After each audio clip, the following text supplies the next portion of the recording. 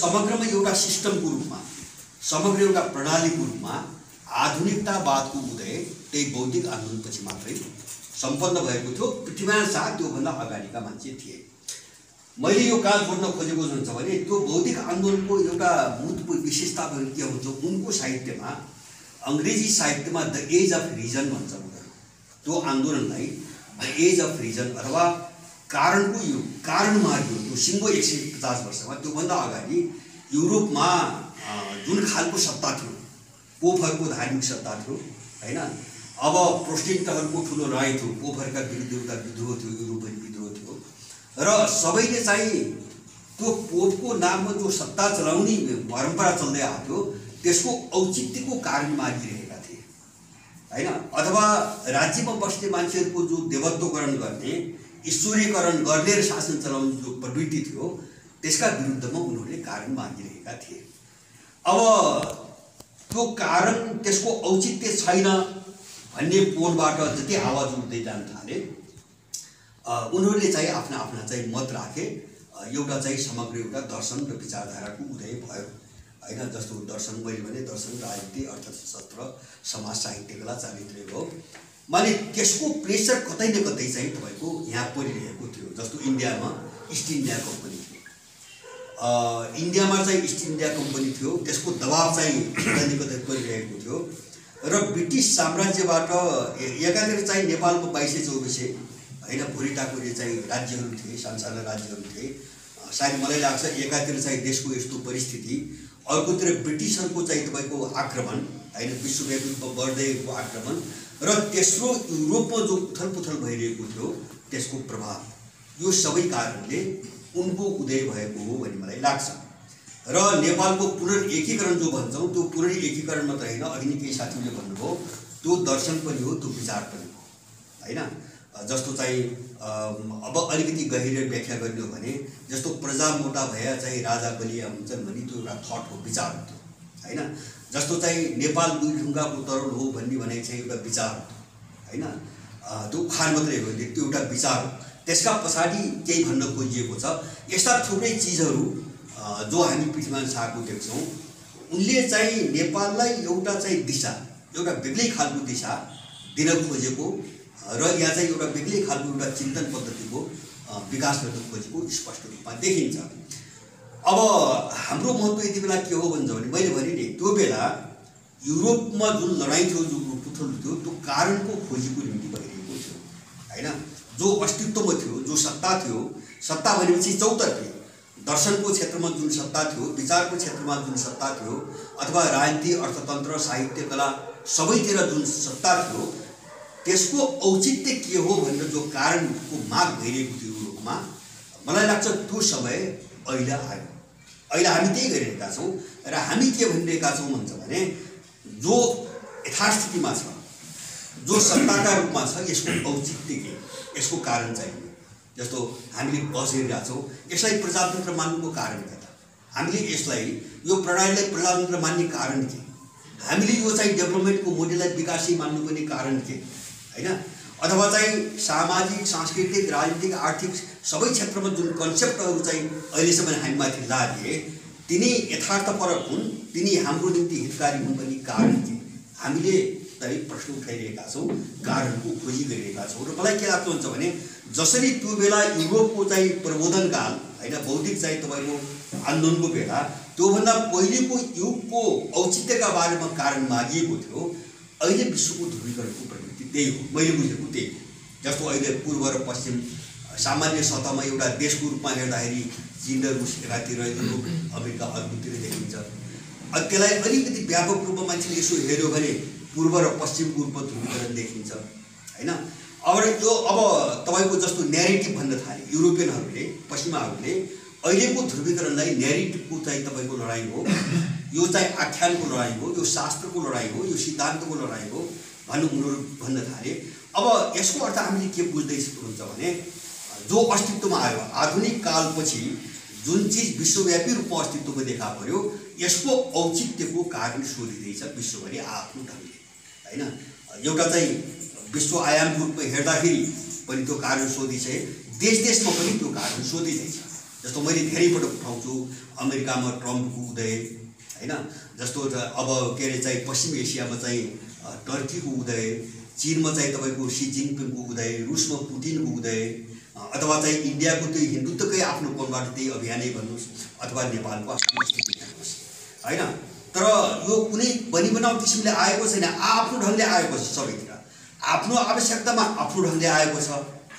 तर सबैतिरको कुरोको चाहिँ चुरो एउटै छ। चुरो एउटै कहाँ छ त भन्दाखेरि हामीले जो भोग्यौँ अहिलेसम्म यसको औचित्य के, सबैतिर यही प्रश्न उठिरहेको छ। त्यस कारणले युरोपमा जे लडाइँ भयो हैन, 18औं शताब्दीको यो पूर्वार्धदेखि जुन लडाइँ सुरु भयो, त्यो लडाइँ विश्वमा फेरि सुरु भयो। अब चाहिँ सुरु भयो हाम्रो लडाइँ पनि त्यही हो। त्यसैले गर्दाखेरि हामीले लिने प्रेरणा के हो त हुन्छ भने पृथ्वीनारायण शाहबाट हामीले उनको पृष्ठभूमि, उनको उदयको पृष्ठभूमि र उनको उत्थानको जो सन्दर्भ थियो हैन, विश्वव्यापी जो सन्दर्भ थियो, अब त्यो कडीसँग चाहिँ हामीले आफूलाई जोड्नुपर्छ। मलाई त्यस्तो लाग्छ, त्यो इतिहासको कडीसँग अब हामीले जोड्नुपर्छ। जस्तो यही चिजलाई भङ्ग गर्नको निम्ति, सायद हाम्रा यिनी आवाजहरू आउनुभन्दा धेरै अगाडि जस्तो यथास्थितिवादीहरूले अथवा साम्राज्यवादीहरूले, तिनका दलालहरूले यसका लक्षणहरू बुझेका थिए, त्यस कारणले गर्दाखेरि अब एउटा डरलाग्दो सङ्कट विश्वव्यापी रूपमा आउँदैछ हैन, हाम्रो अगाडि एउटा डरलाग्दो सङ्कट आउँदैछ। अब यसको सामना कसरी गर्ने भन्ने यिनको रणनीति मैले धेरै पहिले देखेको छु। मेरो आफ्नो दृष्टिको ठम्ब्याइले मैले धेरै अगाडिदेखि चाहिँ तपाईँको यिनीहरूले यो गेम अगाडि बढाएको मैले देख्छु हैन। जस्तो सोभियत युनियनको विघटन, अब त्यसपछि चाहिँ यहाँ धेरै भए फुकुयामाद्वारा चाहिँ तपाईँको इतिहासको अन्त्यको घोषणा गर्न लगाइयो।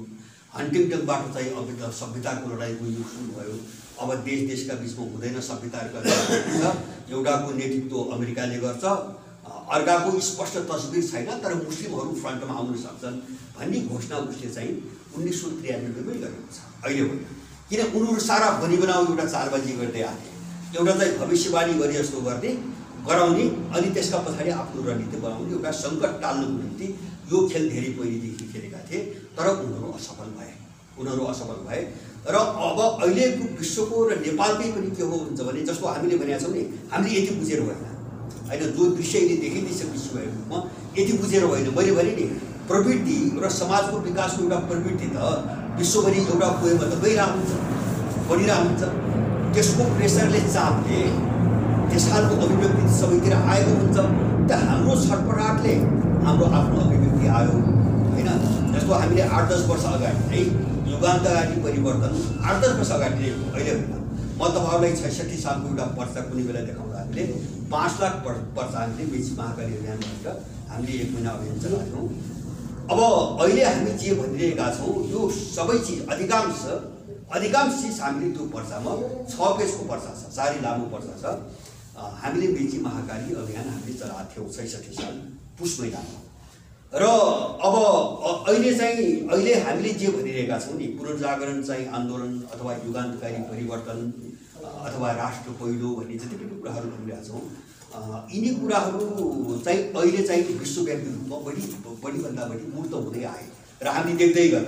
हामीले ठिकै भनेका रहेछौँ अथवा हामीमा जुन दबाब थियो, हामीमा जुन प्रेसर थियो, जुन अनुभूति थियो, त्यो हामीले ठिकै ढङ्गले समातेका रहेछौँ भन्ने कुरा हामीले अहिले अनुभूति हुन थाल्यो। किन भन्छ भने 10 वर्ष अगाडि विश्वको यस्तो ध्रुवीकरण थिएन होइन, यो रूपमा प्रकट होला भन्ने हामीले अन्दाज थिएन। त्यस कारणले गर्दाखेरि पृथ्वीनारायण शाह एउटा युगका उपज थिए होइन। उनको बहादुरी, उनको व्यक्ति पराक्रम भन्दा पनि उनी एउटा युगका उपज थिए, युगले सच्याएको थियो। र अब त्यसैमा चाहिँ उनका आफ्ना स्वभाव क्षमताहरू पनि मिसिन जाँदाखेरि यो सबै सम्भव भएको हो। त्यसै कारणले अब मैले अघि नै चाहिँ के भन्दै थिएँ भन्छ भने जस्तो उनीहरूलाई त्यो महसुस हुँदै आएको थियो है। अब हाम्रो अगाडि एउटा ठुलो डरलाग्दो सङ्कट चाहिँ आउँदैछ है, सङ्कट उत्पन्न हुँदैछ र यसको सामना गर्ने बाटोमा हामी जानुपर्छ भनेर सायद मलाई लाग्छ। यो चाहिँ 47 साल यता विशेष गरी माओवादी युद्धपछि हामीले देख्छौँ झन्डै 63 सालपछि त्यो बाहिर प्रखर रूपमा बाहिर आयो। जस्तो सबभन्दा पहिले उनले चाहिँ आक्रमण पृथ्वीनारायण शाहमाथि गरे होइन, पृथ्वीनारायण शाहमाथि नै गरे। उनका शालिग ढालिए, उनको त्यो अभियानलाई गोर्खा साम्राज्यको विस्तार भनेर प्रचार गरियो। अब त्यो नेपाल एकीकरण होइन, गोर्खा साम्राज्यको विस्तार हो भनियो। अब यसको खास कारण के थियो त भन्छ भने हाम्रो इतिहासबाट वर्तमानको कडी कुटाउने, तोड्ने, माने इतिहासबाट अहिलेको नेपाललाई काट्ने नै उनको मुख्य ध्येय थियो। किन भन्छ भने जस्तो अहिलेको नेपालको पहिचान त पृथ्वीनारायण शाहको त्यो अभियानसँग अभिन्न रूपमा जोडिया छ। अब त्यो अभियानमा नगइकन त नेपाल बुझ्न सम्भव हुँदैन। त्यसैले पृथ्वीनारायण शाहलाई खलनायक बनाइदिसकेपछि नेपाल टुक्र्याउन सजिलो हुन्छ भन्ने विषयमा उनीहरू त्यो गरेका थिए। उनमाथि आक्रमण त्यो कारणले भएको थियो र यदि मलाई लाग्छ त्यो काममा उनी सफल भइदिएको भए नेपालको विखण्डन रोक्न सकिरहेको थियो। किन यसको इतिहासै रहन्थेन, यसको इतिहास रहने थिएन। यसको इतिहास चाहिँ खलनायक बनाइन्थ्यो हैन, यसको इतिहास खलनायक बनाइन्थ्यो, अँध्यारो कालखण्ड बनाइन्थ्यो र त्यसपछि अहिलेको नेपालको एउटा जो इतिहास हुन्थ्यो नि त्यो जिरोबाट चाहिँ प्रारम्भ हुन्थ्यो। र उनले भनेका थिए जस्तो जाति राज्यको कुरा ल्याए, आत्मनिर्णयको अधिकार सहितको जाति राज्यको कुरो ल्याए, त्यसले नेपाललाई समाप्त पार्थ्यो। उनीहरू त्यो डिजाइनमा आए र मैले दुई चार पटक पनि भनेको छु उनीहरू कसरी खेल खेल्छन्, गहिरो खेल खेल्छन् भन्छ भने सायद यही चिजलाई बुझेर पृथ्वीनारायण शाहमाथि नै चाहिँ आक्रमणको निशाना, मुख्य रूपमा त्यो निशाना बनाउने भन्ने सोचबाट होला उनीहरूले त्यसको अग्रपङ्क्तिमा नेतृत्व गर्ने व्यक्ति यस्तो व्यक्ति छाने जो कुनै पनि कोणबाट त्यसको लायक थिएन। मैले बाबुरामलाई भन्दा भयो है, योग्यताको हिसाबले कतै पनि त्यो मान्छे लायक थिएन। मैले धेरै वर्ष सङ्गत गरेको छु हैन, त्यस्तो जङ्गली र त्यस्तो आत्मकेन्द्रित, त्यस्तो क्षुद्र र कसैसँग मिल्न नसक्ने मान्छे मैले जीवनमा अनुभव गरेको छैन। मैले 9-10 वर्षसँगै पत्रकारिता गरेँ उनीसँग। त्यो पात्र कसरी छाने भन्ने भयो मलाई हैन, त्यो पात्र यो मिसनमा कसरी छानेर यत्रो लामोसम्म अगाडि बढाए भन्नुलाई र मेरो आफ्नो निष्कर्ष सहज बुझ्नु छ भने उनले बर्डफोर्सको चाहिँ एउटा बर्डफोर्स के अरे बोर्डमा चाहिँ फर्स्ट भएको प्रचार धेरै गरे। अनि त्यो पिएचडी चाहिँ थेसिसको प्रचार धेरै गरे। तिनी मलाई लाग्छ यिनीको प्रचार हुन्। बाबुरामको चयन हुनुका पछाडिको एकमात्र कारण मेरो आफ्नो बुझाइमा ऊ गोर्खाको हुनुहुन्थ्यो। किन गोर्खाको भन्दा बाहिरको मान्छेबाट पृथ्वीनारायण शाहमाथि हिट गर्न सम्भव थिएन, त्यति प्रभावकारी सम्भव थिएन। त्यसकारणले त्यसको निम्ति अनुकूलता के हो, बोर्ड फर्स्टको डिग्री भयो हैन। अब त्यसपछि त्यही ढङ्गले सिगारे, अब पिएचडीसम्म त्यही ढङ्गले सिगारे। बाबुरामको उनीहरू चयन गरे र शालिग ढाल्ने अभियानको नेतृत्व गर्ने पात्र उनी हो। 63 सालपछि पृथ्वीनारायण शाहको शालिग ढाल्ने अभियानको नेतृत्व गर्ने पात्र उनी हो। उनले नेपालको नाम बदल्ने प्रस्ताव पनि ल्याए, झन्डा बदल्ने प्रस्ताव पनि ल्याए, माओवादीहरूले ल्याए त्यो बेला, तर उनीहरू सफल भएनन्। मैले भन्न खोजेको के हुन्छ भने उनीहरूले पनि आफ्नो तर्फबाट यो बढ्दो सङ्कटलाई कसरी चाहिँ पार पाउने भन्ने सम्पूर्ण तयारी गर्दै आएका थिए, नगरे आएन। त्यो विश्वव्यापी रूपमा पनि गरेका थिए र त्यो यहाँ पनि गरेका थिए। र अब नेपालको यो सङ्कटको महत्त्व अर्को मैले यो विश्वको जो ध्रुवीकरण छ नि अथवा पश्चिमा जगतमा आइदिएको जो सङ्कट हो यो कोणबाट हेर्दाखेरि नेपालको भूराजनीतिक महत्त्व के हो भन्छ भने हामीले आफ्नै दस्तावेजमा भनेका छौँ यो पश्चिमा रणनीतिको इन्डो एसियाली कडी हो। नेपाल सङ्कट इन्डो एसियाली कडी भन्ने शब्द हामीले कोइन गरेका छौँ हैन। अब नेपाल किन छानियो त? नेपाल किन छानियो त भन्दाखेरि जस्तो उदयमान उसलाई चुनौती दिने उदयमान शक्ति चीन हो। सबै कोणबाट भन्नु खोजेको अब त्यो आर्थिक रूपमा मात्रै होइन, सभ्यताको कोणबाट पनि उनको निम्ति ठुलो चुनौती चीन हो। किन त्यसले कन्फ्युसियस जन्माएको छ, त्यसले लाओत्से जन्माएको छ, त्यसको वाङ्गो जस्तो सभ्यता छ हैन, संसारको सबैभन्दा प्राचीनतम सभ्यता छ र एउटा विशाल चाहिँ तपाईँको सभ्यता छ, व्यापक ठुलो सभ्यता छ। त्यसकारणले त्यो भोलिको निम्ति ठुलो चुनौती बन्छ। किन भन्छ भने कुनै पनि चिजको आइडेन्टिटी भनेको उसको सभ्यता र कल्चर नै हो। अरू चिजबाट कुनै पनि देश चिनिँदैन, त्यो अस्थायी हो। जस्तो तपाईँले हामीले हेऱ्यौँ नि रुसमा चाहिँ कम्युनिस्ट क्रान्तिको 75 वर्ष 74 वर्ष चल्यो हैन। अब राजनीतिक सत्ता र आर्थिक सत्ताको स्वामित्वमा परिवर्तन त आयो तर सांस्कृतिक परिवर्तन त गर्न सकेन, सांस्कृतिक रूपमा परिवर्तन त आएन। चीनमा त्यही भयो हैन, राजनीतिक स्वामित्व अर्को वर्गको हातमा गयो, आर्थिक स्वामित्व अर्को वर्गको हातमा गयो, त्यहाँको सभ्यता र संस्कृति त रूपान्तरण त भएन, परिवर्तन त भएन। त्यसकारणले यो स्थायी आधार हो। कुनै पनि राष्ट्रको स्थायी आधार भनेको संस्कृति र सभ्यता हुन्छ। त्यसकारणले यसलाई चाहिँ तपाईँको मास्न सक्यो भने कसैले मार्न सक्यो भने त्यो देशको अस्तित्व समाप्त पार्छ। र अब उनले चाहिँ जस्तो नेपाल जस्तो देश, जस्तो ठुलो देश प्रयोग गर्नुपर्ने नि सरसरी हेर्दा, जस्तो चिनकै विरुद्ध पनि ठुलो देश प्रयोग गर्नुपर्ने, किन नेपाल जस्तो देश प्रयोग गर्यो? यसका पछाडि धेरै कारण छन् हैन।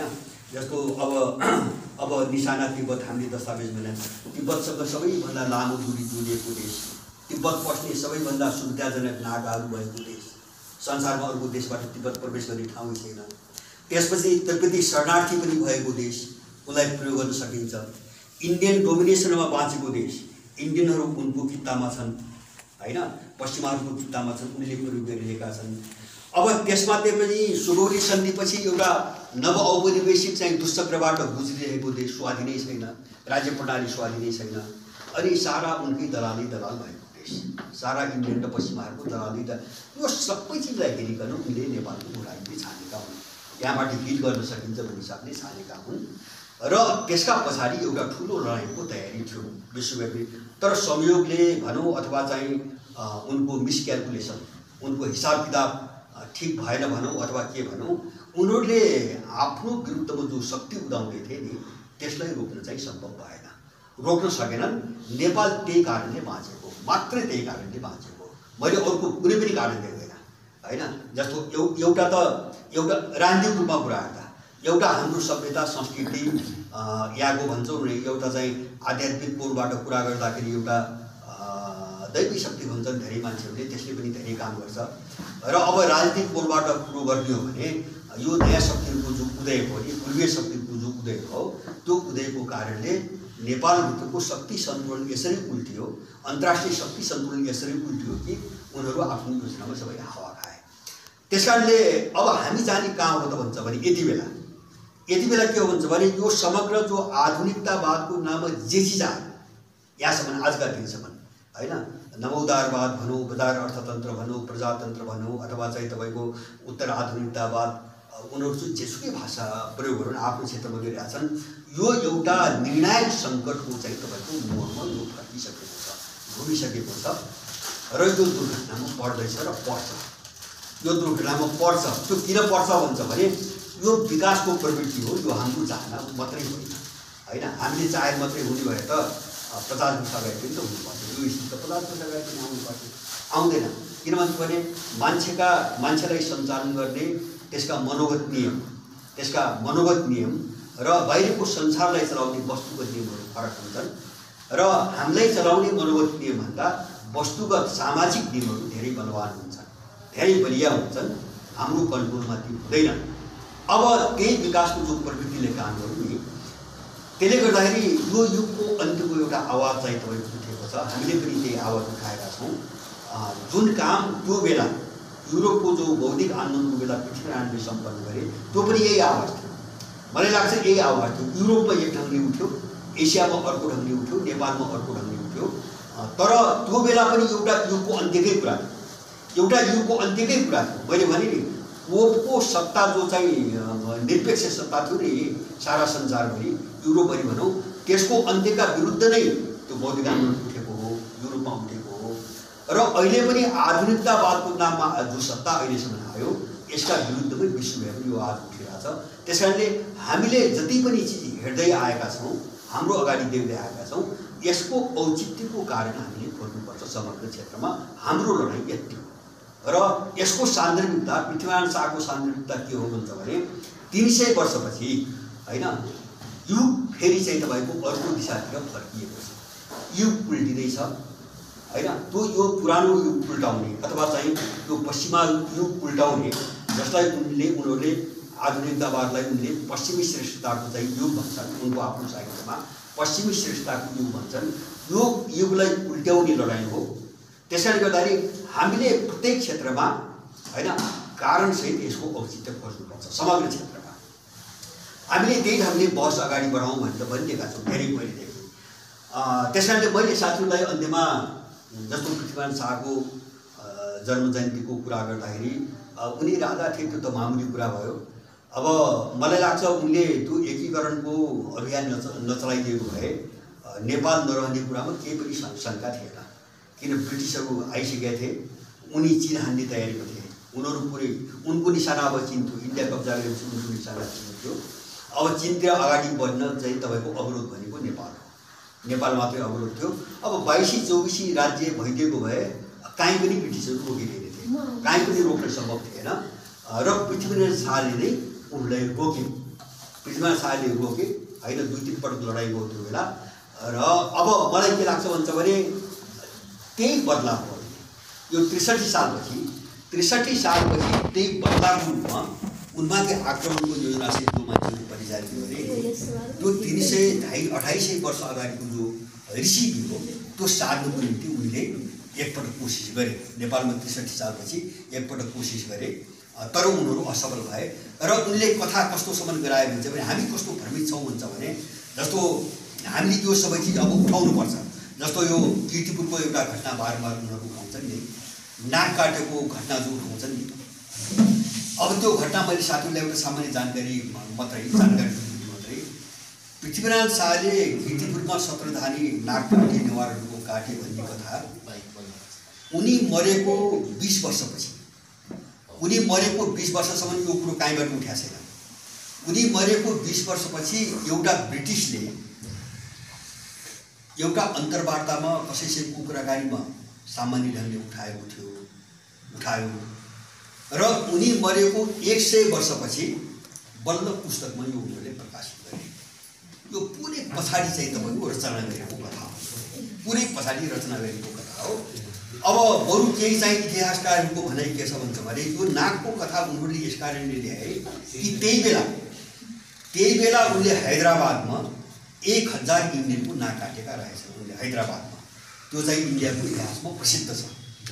हैदराबाद कब्जा गर्दाखेरि लडाइँमा चाहिँ कब्जा गर्दाखेरि उनले 1000 इन्डियनको नाक चाहिँ काटेका रहेछन्। र त्यसैलाई चाहिँ डाइभर्ट गर्न, त्यसैलाई चाहिँ ओझेलमा पार्नुको निम्ति उनले चाहिँ तपाईँको पृथ्वीनारायण शाहको नाकको कथा अगाडि ल्याएर भन्ने चाहिँ धेरै इतिहासकारहरूको भनाइ छ। मैले भन्न खोजेको पृथ्वीनारायण शाह उनको ठुलो निशानामा परेका व्यक्तिहरू सुरुदेखि होइन, किन उनको अहममा ठुलो चोट लाग्यो। पृथ्वीनारायण शाहले गर्दाखेरि उनी नेपालबाट अगाडि बढ्नै सकेन, तिब्बतै छिर्न सकेन। किन त्यो बेला तिब्बत कब्जा गरिदिएको भए चीन कब्जा गर्न कुनै पनि महाभारत थिएन। किन भन्छ भने मलाई लाग्छ त्यो युगमा चीनभन्दा तिब्बत नै बलियो थियो होइन। चीन धेरै छिन्न भिन्न थियो, एकदम ठुलो थियो, केन्द्रीय शासन राम्रो थिएन, विभिन्न राजवंशहरूको बिचमा लडाइँ थियो र तिब्बतै बलियो चाहिँ तपाईँको राज्य थियो। तिब्बत कब्जा गरेको भए चीनलाई कब्जा गर्नलाई केही पनि गाह्रो थिएन। तर सबै बाधा चाहिँ तपाईँको नेपालबाट भयो। यही नेपालबाट अवरोध पाएपछि उनले अगाडि बढ्न सकेन। यो धेरै चिजहरू जोडिएको छ होइन। जस्तो अहिले हाम्रो महत्त्व पनि के हो भन्छ भने जस्तो पृथ्वी जयन्तीको महत्त्व उनको जन्मदिन मनाउने मात्र होइन। मैले भने नि उनीहरूले त्यो बेलाको साम्राज्यवादलाई कसरी रोके, अगाडि बढ्नबाट रोके, अथवा चाहिँ नेपालको अस्तित्व नै समाप्त हुने एउटा जो खतरा सामुन्ने थियो नि त्यसबाट चाहिँ सिन्धुली देशलाई कसरी बचाए देखि लिएर उनले दिएका जो विचारहरू नि त्यो बेलाको युगमा उनले जो विचार दिए, जो सन्देश दिए त्यसको सान्दर्भिकता के छ र त्यो लडाइँ र अहिलेको हाम्रो लडाइँको सम्बन्ध कहाँ छ, यो सबै चिज हामीले हेर्नु जरुरी छ। किन भन्छ भने उस बेलाको चाहिँ सङ्कट पनि राष्ट्रिय सङ्कट हो होइन। पुनः एकीकरणको बेलाको सङ्कट पनि राष्ट्रिय सङ्कट हो होइन। किन त्यो विखण्डन र कोल्याप्सै खतराबाट गुज्रिरहेको थियो, त्यसकै विरुद्ध उनले लडेका थिए। अहिलेको सङ्कट पनि राष्ट्रिय सङ्कट होइन। देश कोल्याप्स हुने एउटा खतरा हो, देश विखण्डन हुने खतरा हो र उनले बनाएको चाहिँ योजना पनि त्यही हो। यो सबै कोणबाट अलिकति वैचारिक रूपमा अथवा एउटा युगान्तकारी परिवर्तनको कोणबाट पृथ्वी जयन्ती मनाउनुको महत्त्व के छ भन्ने कुरालाई पनि हामीले अलिकति बहसमा लैजान एकदमै जरुरी छ, एकदमै जरुरी छ। र हामी चाहिँ अलिकति विषयमा छ। मेरो सबै साथीलाई अनुरोध, जस्तो एउटा हामी चाहिँ अहिले पनि हामीले यो जस्तो पार्टी सञ्चालन गर्न हामी के भइरहेछ भन्छ भने हामीले बारम्बार भन्छौँ, हामीले धेरै जोड दिएका छौँ है। हामीले 3टा चिजलाई एउटै कडीमा जोड्न सकेनौँ भने हामी असफल हुन्छौँ होइन। त्यो चिज भन्छ भने एउटा विचारको क्षेत्र छ होइन। अब विचारमा हामी चाहिँ पूर्ण कसरी बन्ने होइन, हाम्रो दृष्टिकोण विचारमा हामी कसरी पूर्ण बन्ने। अब त्यो विचार तय भइसकेपछि सङ्गठनको मान्य पर्छ। सङ्गठन भनेको तपाईँ हामी हौ, तपाईँ हामी हौ। अब त्यो समस्या भनेको विचार त हामीले गऱ्यौँ, एउटा युगान्तकारी परिवर्तनको कुरा गरिरहेका छौँ, आफ्नो स्कुल अफ थटको कुरा गरिरहेका छौँ हैन। हाम्रो माटोको स्कुलिङका हामी कुरा गरिरहेका छौँ, तर त्यो गर्ने भन्दाखेरि गर्ने समस्या। त्यसैले त्यो हाम्रो जो मौलिक विचार हो हैन, अथवा हामीले जसलाई हाम्रो वैचारिक पाठशाला भनिरहेका छौँ, अब त्यो अनुकूलको मान्छे भएन, सङ्गठन भएन भने त्यो काम लाग्दैन। त्यसैले गर्दाखेरि हामीले मान्छेको रूपान्तरणलाई हाम्रो विचारसँग अलग्याले हेर्न सकिँदैन, यो हामी चाहिँ असफल हुन्छौँ। त्यसैले तपाईँ हामी रूपान्तरण हुने कसरी, जो हाम्रा सानातिना समस्या देखा परिरहेको छ नि, स्वभावमा, शैलीमा, रानीबानीमा, प्रवृत्तिमा हैन, जो पुरानो चिज बोकेका छौँ नि, यसबाट चाहिँ बाहिर निस्किन हामीले असाध्यै गाह्रो छ। हाम्रो सबभन्दा ठुलो समस्या यही हो। हामी मान्छे पुराना भयौँ हैन, हाम्रो सोच नयाँ भयो, यसको विरोधाभास आइरहेको छ, एकदमै ठुलो विरोधाभास आइरहेको छ। र तेस्रो अनि त्यसपछि आउँछ कार्यक्रम। कार्यक्रम भनेको चाहिँ यो दुईटा पङ्क्तिलाई पिपुलसँग कसरी जोड्ने भन्ने कुरा हुन्छ त्यसपछि हैन। विचार लिडरसिप वंशीय खाले सङ्गठन भनेको लिडरसिप हो, विचार नेतृत्व र तपाईँको पिपुल, यो तीन तहलाई हामीले चाहिँ एकअर्काको पूरक हुने गरी जोड्न सकेनौँ भने यो लडाइँ अगाडि बढ्दैन, सम्भव छैन। किन भन्छ भने हामीले त अन्तर्विरोध र विरोधाभासलाई हल गर्नु पर्यो, होइन भने त हामी फस्छौँ भोलि हैन। द्वन्द्व पैदा हुन्छ, अन्तर्विरोध पैदा हुन्छ, खाडल उत्पन्न हुन्छ, त्यसले हामीले अगाडि बढ्न दिँदैन। त्यसैले यो दिशामा अलिकति सबै साथीहरूको ध्यान जान एकदमै आवश्यक छ। किन भन्छ भने एउटा भनाइ छ नि तपाईँको, जस्तो मान्छेको वास्तविक चिज के हो, वास्तविक जस्तो आज पनि चाहिँ हाम्रा समस्या कतिपय समस्याहरू अनायास आइरहेछन्, अब अचिन्तापूर्वक आइरहेछन्, अथवा नगरौँ भन्दै आइरहेछन्, कतिपय जानीबुझी गर्नेमा आइरहेको होलान् हैन। मान्छे के हो भन्छ भने मान्छेको दुईवटा जिन्दगी हुन्छ के, दुईवटा जिन्दगी हुन्छ। अब त्यो दुईवटा जिन्दगीको विरोधाभासबाट हामी बाहिर निस्किनुपर्छ। यसका एउटा उसको औपचारिक जिन्दगी हुन्छ, जस्तो यी हामी बसिरहेको छौँ, यो औपचारिक जिन्दगी हो हैन। हाम्रा कुरा हुन्छन्, तर्क हुन्छन्, वितर्क हुन्छन्, सहमति हुन्छन् हैन, सबै राम्रो हुन्छ हैन। तर वास्तविक मान्छे को हो भन्छ भने उसको सानोतिनो हाम्रो भाषामा, हामीले भनेको हाम्रो भाषामा सानातिना कुराहरू भन्छौँ, तर ती सबैभन्दा ठुला हुन्छन्। जसले मान्छे कसरी बोल्छ, कसरी कुरा गर्छ, उसको काम गर्ने तरिका कस्तो छ, उसको व्यवहार कस्तो छ, उसको प्रवृत्ति कस्तो छ, वास्तविक मान्छे भनेको त्यही हो। वास्तविक मान्छे भनेको त्यही हो। त्यसको सुधार नभएसम्म मान्छेबाट धेरै आशा गर्न सकिँदैन, आशा गर्नु हुँदैन। किन फर्मल जिन्दगीमा सबै मान्छे राम्रो छ हैन, कुनै पनि मान्छेले आफूले नराम्रो भन्दैन। त्यसैले गर्दाखेरि हामी आफूलाई सुधार्ने बाटोतिर नै जानुपर्छ। अर्को चाहिँ हाम्रो अगाडि बढ्ने बाटो छैन। किन भन्छ भने फेरि हाम्रो लडाइँ कस्तो हो हुन्छ भने, मैले साथीहरूलाई बारम्बार भन्छु, जस्तो ऊर्जा, काम गर्ने ऊर्जा कहाँबाट आउँछ, त्यसका दुईवटा आधार हो। एउटा त त्यो कसैको चाहिँ तपाईँको ब्याकिङमा आउने हो, जस्तो त्यसका पछाडि पैसा हुन्छ कोही दिने हैन, त्यसका पछाडि सत्ता हुन्छ, त्यसका पछाडि कुनै शक्ति हुन्छ, त्यसको आधारमा उफ्रिने हो हैन। अर्को टाइपको ऊर्जा भने के हो भन्छ भने त्यो भित्रै निष्ठाबाट पैदा हुने हैन, जसलाई हामी बलिदान भन्छौँ नि, त्यो भित्र निष्ठाबाट हैन, त्यो चाहिँ आत्मविश्वासबाट अथवा कुनै चिजप्रतिको प्रतिबद्धताबाट आउने ऊर्जा हो। हामीसँग अगाडि बढ्ने त्योभन्दा अर्को विकल्प छैन। त्यसैले गर्दाखेरि त्यो ऊर्जा कहाँबाट निस्कन्छ त भन्छ भने, अब त्यो ढङ्गले हामीले आफूलाई बदल्न सक्यौँ भने हामीमा त्यो ऊर्जा आउने हो, नत्र हामी अगाडि बढ्ने एकदमै गाह्रो छ। र यो सबैतिर मैले भन्न खोजेको साथीलाई जस्तो बाहिर जे छ नि त्यसमा हामी धेरै नबक्यौँ हैन। यो 2-4 दिनको भकाइले काम गर्दैन हो, हामीले धेरै तालमेल मिलाउन सकेका छौँ। जस्तो कार्यक्रम गर्दाखेरि पनि हाम्रा धेरै समस्या आइरहेछन्, व्यवस्थापनमा, तौर तरिकामा, हामी सबैमा, एउटा मात्रै होइन सबैमा आइरहेछ। र अब यो आइडिएको देख्दाखेरि छलफल पनि नभएन, छलफल पनि भइरहेछ। आइरहेको देख्दाखेरि मलाई कस्तो लाग्छ भन्छ भने हामी सबै पनि कुनै न कुनै रूपमा अझै गम्भीरतापूर्वक यो चिजलाई, हामीले भनिरहेको चिजलाई अझै हामीले नै आत्मसात गर्न नसकिरहेको हो कि भन्ने चाहिँ मलाई लाग्छ हैन। अरू त तल छोड्दिनुहोस्, हामीले नै आत्मसात गर्न नसकिरहेको हो कि भन्ने चाहिँ मलाई अझै पनि लाग्छ। तर्क सहमति छ, तर त्यो चेतना स्तर उठिसकेको छैन र चेतना र तर्कमा धेरै ठुलो अन्तर हुन्छ। त्यसैले हामी अलिकति आफ्नो चेतना उठाउने र यो मामिलामा अलि सचेत हुने बाटोबाट हामी जानुपर्छ। किन भन्छ भने यो भित्रभित्र विकास हुने जो प्रक्रिया हुन्छ नि त्यो देखिँदैन हैन।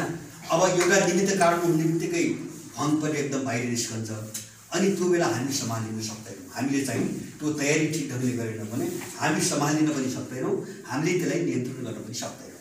त्यसैले गर्दाखेरि देशभरिको एउटा पङ्क्ति, त्यस्तो खालको एउटा पङ्क्ति कसरी उठाउने यो हामीलाई एकदमै जरुरी छ। र मेरो अनुरोध अन्तिममा साथीहरूलाई, जस्तो अहिले पृथ्वी जयन्ती यसको सन्दर्भमा अब अलिकति एक चरण हामी बिचमा पनि, जस्तो दस्तावेजमा केही शब्दहरू छन्, भाषाहरू छन्, त्यसमा अलिकति बहस के अवरोध, त्यो त हाम्रो महाधिवेशनको निम्ति प्रस्तावित हो होइन, यो पर्फेक्ट पनि छैन, परिमार्जन हुँदै जाला, अब रायसन आउँदै जान्छ, छलफल बढ्दै जान्छ होइन। आजभन्दा चाहिँ 2 महिनापछि चाहिँ अरू चिजहरू हामी बुझ्छौँ होइन, पूर्ण भन्ने चिज केही कहिले पनि हुँदैन। तर पनि मलाई लाग्छ के हुन्छ भने त्यहाँ धेरै गहिरा चिजहरू छन्, जस्तो गणराज्य समाज व्यवस्था पनि शब्द प्रयोग गरेका छौँ हामीले जैव सामाजिक संस्कृति भनेर चाहिँ प्रयोग गरेका छौँ। हामीले चाहिँ दिगो विकासको परिकल्पनालाई हामीले माटोको कल्चरसँग जोडेर चाहिँ व्याख्या गरेका छौँ होइन। जुन चिज मलाई लाग्छ चाहिँ नेपालमा कसैले पनि गरेका छैन, सोचेको पनि छैन होइन। अब त्यसभित्र धेरै ठुला कुराहरू छन्, त्यसको धेरै व्याख्या हुनसक्छ। त्यसकारणले गर्दाखेरि हामीले त्यसलाई रट्ने अथवा भोग्ने मात्रै नभएर त्यसको अलिकति चाहिँ अन्तर्य के हो, त्यसको अन्तर्वस्तु के हो भन्ने कुरामा हामी चाहिँ बढी लाग्नुपर्छ, नीतिको दिशातिर लाग्नुपर्छ भन्ने मेरो अनुरोध छ। र यसै दिशातिर एउटा अलिकति व्यवस्थित, अलिकति आम मान्छेको बिचमा जान सजिलो होस्, किन सबै व्यक्तिलाई भेटेर साध्य लाग्दैन, हामी सक्दैनौँ, हामीसँग स्रोत साधन पनि छैन। त्यो भावनाले हामीले 1 गतेबाट 2टा चिज चाहिँ सार्वजनिक गर्दैछौँ। एउटा हाम्रो वेबसाइट आउँदैछ 1 गतेबाट, र चाहिँ युट्युब 2टा सञ्चालन गर्ने भन्ने कुरा भएको छ। मैले आफ्नो नामबाट 1 गतेबाट युट्युब ल्याउँदैछु। एउटा पार्टीकै नामबाट बनाउनु कुरो छ, त्यसको केही दिनपछि अब सबै ठाउँसँग सल्लाह गरौँ, विषयवस्तु के दिने, कसो गर्ने, लोगो सोगो सबै हामीले बनाइसकेका छौँ। यति भयो भने अब हामीलाई अगाडि जाने चाहिँ धेरै ठुलो। अस्ति मेरो त्यो सुनेपछि केही बाहिरका मान्छेहरूले एउटा प्रस्ताव मलाई गरेका छन्। त्यो व्यवस्थित कार्यक्रमको कुरो सुनेपछि केही बाहिरका मान्छेहरूले के भन्यो भन्दाखेरि यसको निम्ति एउटा जर्नलको खाँचो देखियो, सर एउटा जर्नल प्रकाशित गर्नुतिर जाउँ, यो लडाइँ अब जर्नलबाट अगाडि बढाउनुपर्छ भनेर प्रस्ताव ल्याएका छन्। त्यो राम्रो प्रस्ताव हो, किन हामी पनि अनुसन्धानकै तहमा जाउँ होइन। यिनी सबै विषयमा एउटा अनुसन्धानकै तहमा जाउँ, उनीहरूसँग अलिक गहिरोसँग बहस गरौँ होइन। जो चाहिँ प्रतिक्रियावादी छन् अथवा चाहिँ दलालहरू छन्, उनीसँग अलिकति गहिरो चाहिँ जरैमा गएर बहस गरौँ। एउटा जर्नल हामी किन प्रकाशित नगर्ने भन्ने खालको पनि प्रस्ताव केही साथीहरूबाट आएको छ, जो हाम्रो पार्टीमा छैन तर मसँग व्यक्तिगत सम्पर्कमा छन्। र एउटा जर्नल भयो भने पनि हाम्रो एउटा राम्रो लडाइँ गतिलो माथिल्लो तहबाट, अति माथिल्लो तहबाट जान्छ। तर यो सबै गर्नुको निम्ति मेरो अन्तिम अनुरोध साथीहरू सबैले आफ्नो ठाउँमा चाहिँ अलिकति तन मन राम्रोसँग दिएर काम गर्न जरुरी छ। किन भन्छ भने एकाध मान्छेले सबैतिर भ्याउँदैन, सकिँदैन होइन। जस्तो अहिले त मलाई के लाग्छ भन्छ भने सङ्गठनको महत्त्व त सधैँभरि हुन्छ, तर यति बेलाको लडाइँको चरण हेर्नुपर्छ लडाइँको। यति बेलाको महत्त्व सङ्गठनभन्दा के हो भन्छ भने विचार निर्माणको महत्त्व हो। किन हामीसँग विचारै भएन भने सङ्गठन कता लैजाने, कहाँ लैजाने सङ्गठन होइन, त्यो बाटै भएन भने सङ्गठन कहाँ लैजाने। त्यसकारणले विचार निर्माणको चाहिँ तपाईँको लडाइँ अत्यन्तै महत्त्वपूर्ण छ। हामीले भन्यौँ नि युगका विरुद्धको लडाइँको आवाज हो यो होइन, यो नयाँ न्यारेटिभ हो, यो हाम्रो आफ्नो स्कुल अफ थट हो भनिरहेछौँ। अब त्यसको निम्ति त समग्र विचार श्रृङ्खला त विकास गर्नु पऱ्यो होइन, त्यो तहमा त काम त हुनु पऱ्यो। त्यहाँ एउटा जमात त्यहाँ चाहिँ मरिबितेर लाग्नुपर्ने छ होइन। एउटा जमात त्यता लागौँ सरसल्लाह गरिकन, एउटा जमात चाहिँ सङ्गठनतिर लागौँ होइन, अर्को जमात उत्पादनतिर लागौँ, अर्को जमात चाहिँ तपाईँको एउटा प्रचारतिर लागौँ। जस्तो उत्पादनतिर पनि हामीले अहिले के देखेका छौँ भने बाहिरका पहिलेदेखि आफ्नो ढङ्गले काम गर्दै आएका केही साथीहरू हामीसँग नजिकै थिए, केही साथीहरूसँग अहिले सरसल्लाह भएर हामीले देशैभरि आफ्ना साथीहरूलाई प्राकृतिक उत्पादन भनेर विशुद्ध प्राकृतिक उत्पादन होइन, अब त्यो कति सफल हुन्छ हामी अझै छलफल गर्दैछौँ। काम त धेरै ठाउँमा सुरु गरिसकेका छौँ उनीहरू। र कस्तो हुन्छ भने यो टनल सिस्टम पनि होइन, एकदम प्राकृतिक जो हामी पहिले गर्थ्यौँ नि, त्यसलाई एकदम उन्नत स्तरबाट उत्पादन चाहिँ जस्तो टनलभन्दा सिस्टमभन्दा बढी उत्पादन दिने तरिकाबाट हामीले देशैभरि साथीहरू जोड्दैछौँ। र अब ललितपुरबाट एउटा प्रोजेक्ट चाहिँ चलाउने गरी केही साथीहरूलाई हामीले ट्रेनिङ पनि गराएका छौँ र प्रत्येक साथीलाई उत्पादनतिर लगाउँ। अहिले उत्पादन, स्वास्थ्य र भान्सा यो 3 चिजलाई जोडेर देशव्यापी रूपमा एउटा सिस्टम बनाउने भनेर चाहिँ हामी लागिरहेका छौँ। ललितपुरबाट हामीले सुरु गरेका छौँ र त्यसको नेतृत्व हाम्रो रिता मानसी जो हाम्रो केन्द्रीय परिषद सदस्य हुनुहुन्छ, उहाँले त्यसको नेतृत्व गर्नुभएपछि एउटा प्रोजेक्ट उहाँले ह्यान्डल गर्ने र जुनमा चाहिँ 8,000 घरधुरी हुन्छ, 8,000 किसानहरू हुन्छन्। अब यस्ता प्रोजेक्टहरू देशैभरि चाहिँ चलाउने र हाम्रो सबै पङ्क्तिलाई त्यसमा जोड्ने, उत्पादनमा जोड्ने। किन भन्छ भने अबको लडाइँ राजनीति पुरा गरेर मात्रै पुग्दैन हैन। यो लडाइँलाई उत्पादनसँग अथवा भान्सासँग, शिक्षासँग, रोजगारीसँग, सबै चिजसँग नजोडिकन त्यो कोरा नारा गेजुगोजु स्कुलिङबाट आयो नि, यो लडाइँ त्यसरी जाँदैन। हामीले यसलाई पूर्णतामा बुझ्नुपर्छ र पूर्णतै दिनुपर्छ। जति सकिन्छ हामीले पूर्णतै दिने कोसिस गर्नुपर्छ। अब एउटा टिम त्यहाँ लाग्नुपर्छ, एउटा टिम त्यहाँ लाग्नुपर्छ। यसरी काम बाँडफाँड गरेर अलिकति गम्भीरतापूर्वक गयौँ भने मलाई लाग्छ हामीलाई चाहिँ हाम्रो भोलिको भूमिकालाई रोक्न चाहिँ कसैले पनि सक्दैन। किन भन्छ भने यो मैले भने नि, यो चाहिँ समयको माग हो होइन, यो समयको आवश्यकता पनि हो, माग पनि हो। अब त्यसलाई चाहिँ शक्तिले, कुनै भौतिक शक्तिले रोक्ने एकदमै गाह्रो पर्छ र यही ढङ्गले जान अनुरोध गर्दै र अन्त्यमा पृथ्वीनारायण शाहबाट माने त्यो युगमा त्यो समयमा उनले जे जति प्रेरणा लिए, जहाँबाट प्रेरणा लिए र जुन दिशातिर, जुन सोचबाट देशलाई अगाडि बढाए, यसलाई बलियोसँग समात्न सक्यौँ भने यो लडाइँको निम्ति त्यो ठुलो हतियार हुन्छ। हाम्रो निम्ति त्यो कडीसँग जोडिनु भनेको यो लडाइँसँग चाहिँ जित्ने हिसाबले अगाडि बढ्ने हो। नत्र हामी सक्दैनौँ, त्यो कडीसँग नजोडिकन हामी यो लडाइँ लड्न सक्दैनौँ। यति कुरा राख्दै र उहाँप्रति एउटा सम्मान व्यक्त गर्दै म आफ्ना संक्षिप्त कुरो पनि भन्छु।